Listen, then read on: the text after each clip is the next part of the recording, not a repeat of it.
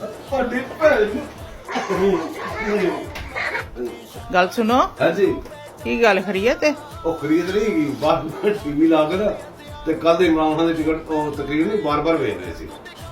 ਮੈਂ ਕਿਹਾ ਵੀ ਇਹਨੂੰ ਬਾਰ-ਬਾਰ ਵੇਖੀ ਜੇ ਖੈਰ ਹੈ ਫਿਰ ਤੁਹਾਨੂੰ ਕੀ ਹੈ? ਉਹ ਮੈਂ ਕਿਹਾ ਮੈਨੂੰ ਇਹ ਮਸਲਾ ਹੈ ਕਮੀਜ਼ਾਂ ਦੇ ਮੋਰੀਆਂ ਵੀ ਛੱਡੋ, ਮੈਂ ਕਿਹਾ ਸ਼ਲਵਾਰਾਂ ਪੁੱਠੀਆਂ ਛੱਡੋ, ਉਹ ਸਾਰੀਆਂ 12 ਮੌਸਮ ਵੀ ਛੱਡੋ। ਉਹ ਮੈਂ ਕਿਹਾ ਕੁੱਤੀ ਦੇ ਬੱਚਿਓ ਪਾਕਿਸਤਾਨ 80% ਡੁੱਬ ਗਿਆ।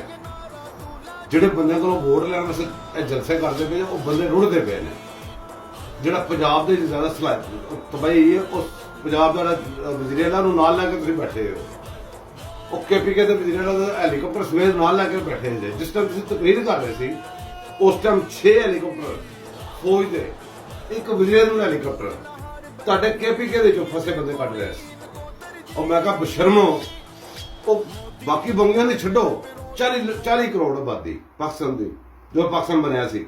ਮੈਂ ਕਿਹਾ ਤੁਹਾਨੂੰ ਸ਼ਰਮ ਨਹੀਂ ਆਉਂਦੀ? ਉਹਨੂੰ ਬੰਦਾ ਪਿੱਛੋਂ ਦੱਸ ਰਿਹਾ, ਉਹ ਵੀ ਗਲਤ ਦੱਸ ਰਿਹਾ ਤੇ ਫਿਰ ਉਹਨਾਂ ਨਾਲ ਬਹਿਸ ਵੀ ਕਰ ਰਿਹਾ। ਉੱਥੇ ਮਾਰਗ ਤੇ ਖਲੋ ਕੇ ਉਹਨਾਂ ਨਾਲ ਬਹਿਸ ਕਰ ਨਹੀਂ ਇਸ ਤਰ੍ਹਾਂ ਨਹੀਂ, ਇਸ ਤਰ੍ਹਾਂ ਗੱਲ ਹੈਗੀ ਹੈ। ਉਹ ਮੈਂ ਕਿਹਾ ਉਹ ਤਾਂ ਜ਼ਹਿਨੀ ਤੌਰ ਤੇ ਤਿਆਰ ਸਹੀ ਨਹੀਂ, ਉਹ ਨਸ਼ਾ ਕਰਦਾ, ਨਸ਼ੇ ਕਰਕੇ ਤਾਂ ਤਕਰੀਰਾਂ ਕਰਨ ਨਿਕਲ ਆਉਂਦਾ ਹੈ। ਤੁਸੀਂ ਉਹਦੇ ਪਿੱਛੇ ਲੱਗੇ ਹੁੰਦੇ ਜੇ। ਐਡਾ ਤੁਸੀਂ ਕੁੱਤੀ ਮਾਂ ਦੇ ਬੱਚੇ ਪਾਕਿਸਤਾਨ ਦੁਸ਼ਮਣ ਬਣਾਏ ਜੀ ਤੁਸੀਂ।